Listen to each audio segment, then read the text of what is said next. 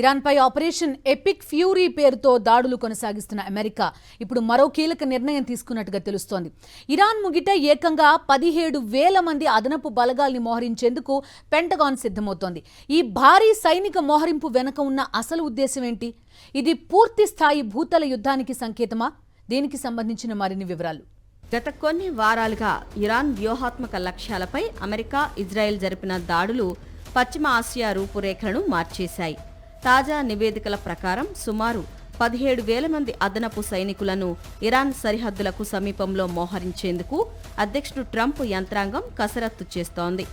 ఇందులో ఇప్పటికే రంగంలో ఉన్న బలగాలకు తోడుగా మరో 10,000 మంది కొత్త సైనికులు చేరనున్నారు.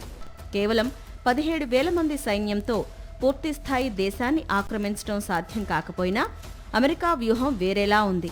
ఇరాన్లోని కీలకమైన యురేనియం నిల్వలను స్వాధీనం చేసుకోవటం, క్షిపణి తయారీ కేంద్రాలను నియంత్రించడం లేదా ఖర్గ్ ఐలాండ్ వంటి కీలక చమురు సరఫరా కేంద్రాలను తమ ఆధీనంలోకి తెచ్చుకోవటం ఈ మోహరింపు ప్రధాన లక్ష్యమని రక్షణ నిపుణులు విశ్లేషిస్తున్నారు.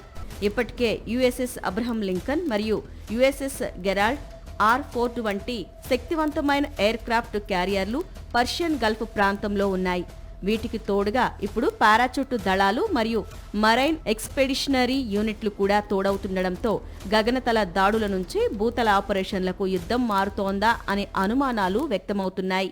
Iran supreme leader Ali Khamenei మరణం తర్వాత ఆ దేశం అతలాకుతలమైంది. అటు ఇజ్రాయెల్ క్షిపణి దాడులు, ఇటు అమెరికా సైనిక ఒత్తిడి మధ్య ఇరాన్ మనుగడ ప్రశ్నార్థకంగా మారింది. ఈ 17,000 మంది బలగాల రాకతో యుద్ధం ఏ మలుపు తిరుగుతుందో వేచి చూడాలి.